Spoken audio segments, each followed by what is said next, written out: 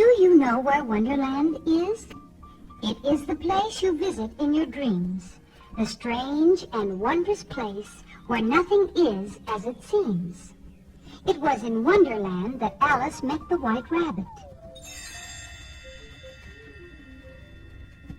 He was hurrying across the meadow, looking at his pocket watch and saying to himself, I'm late for an important date. I'm in a stew, can't even say goodbye. Hello, I'm late.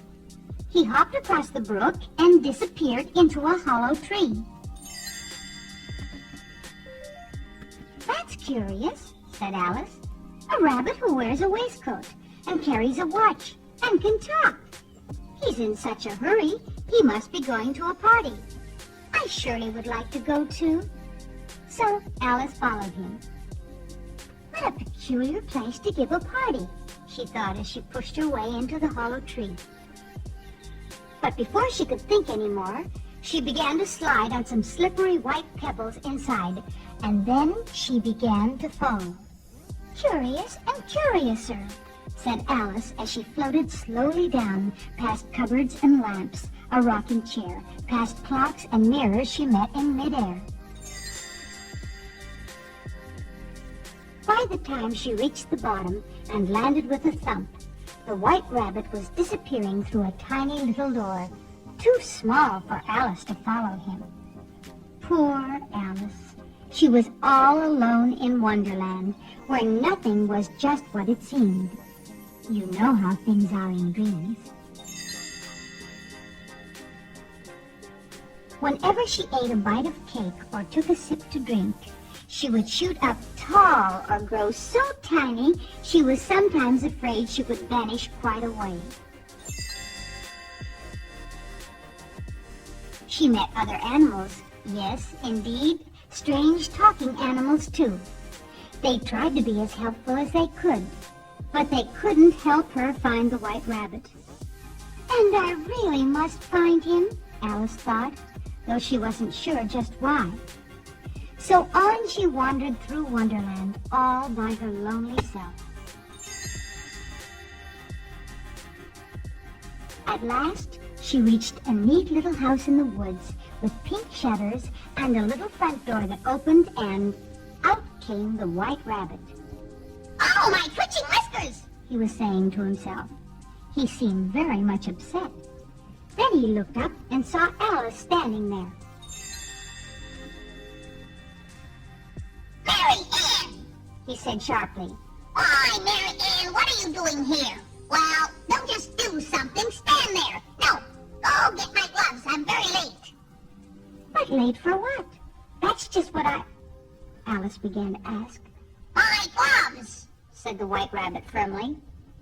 And Alice dutifully went to look for them, though she knew she wasn't Mary Ann. When she came back, the White Rabbit was just disappearing through the woods again.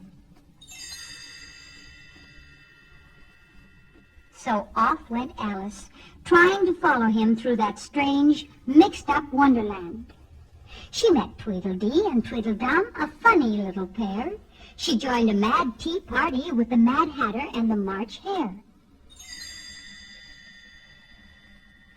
She met a Cheshire Cat who faded in and out of sight, and one strange creature, Jabberwock, whose eyes flamed in the night. They all were very kind, but they could not show Alice the way until... Meow! There is a shortcut, she heard the Cheshire Cat say. So Alice took it. The shortcut led into a garden where gardeners were busy painting roses red. Now we must hurry, they said, for the Queen is coming. And sure enough, a trumpet blew, and a voice called, Make way for the Queen of Hearts! Then out came a grand procession. And who should be the royal trumpeter for the cross-looking queen but the White Rabbit, all dressed up and looking very fine. Well, said Alice, so this is why he was hurrying so.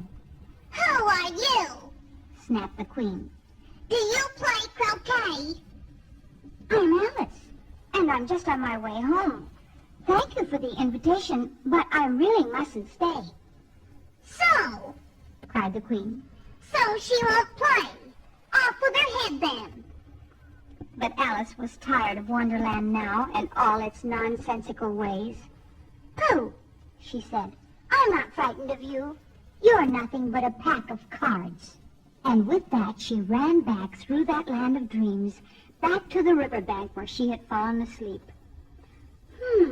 She said as she rubbed her eyes. "I'm glad to be back where things are what they seem. I've had quite enough for now of Wonderland."